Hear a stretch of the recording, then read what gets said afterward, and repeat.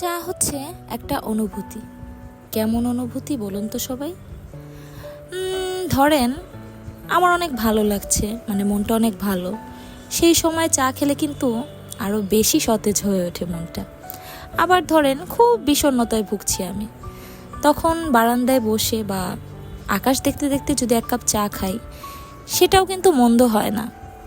প্রচণ্ড রাগেও চা খাওয়া যায়। আবার ধরেন প্রচণ্ড অসুস্থ, তখনও কিন্তু চাটা বেশ ভালোই লাগে।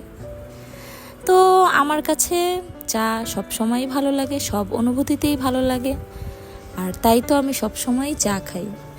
একটা চা খোর বলতে পারেন আমাকে আর কি। হে গাইজ, আসসালামু আলাইকুম। My name is Jannatul Suraiya and welcome to my another blog. আশা করি সবাই ভালো আছেন, সুস্থ আছেন। অনেক দিন পর আপনাদের সাথে এসে পড়লাম, একটা ছোট্ট একটা ব্লগ নিয়ে হাজির হয়ে গেলাম আর কি। তো দেখুন তো কি রান্না করেছি, আর কি আজকে একটা স্পেশাল ডে যে আমি এত ভালো ভালো রান্না করেছি বলুন তো সবাই।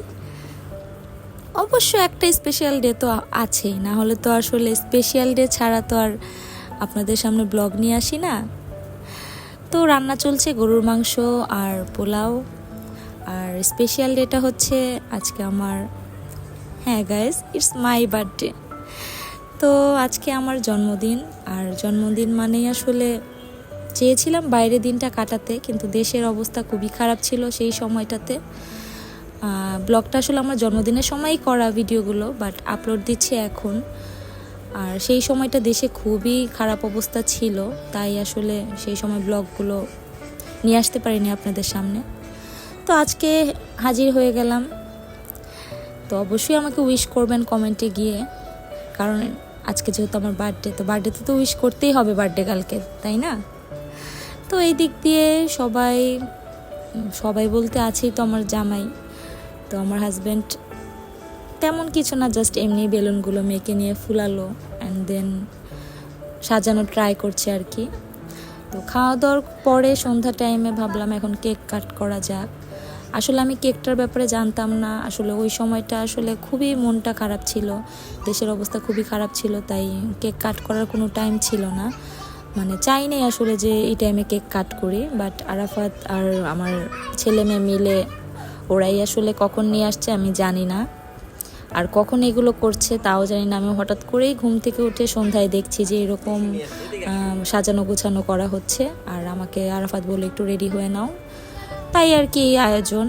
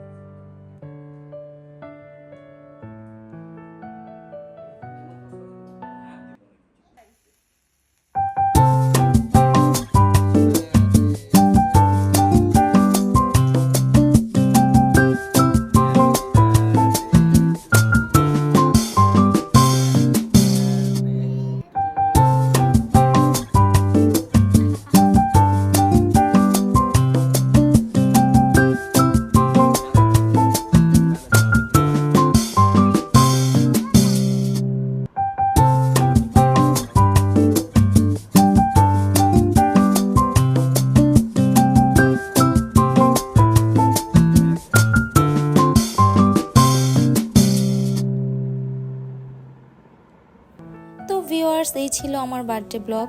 কেমন হয়েছে অবশ্যই সবাই কমেন্ট করে জানাবেন।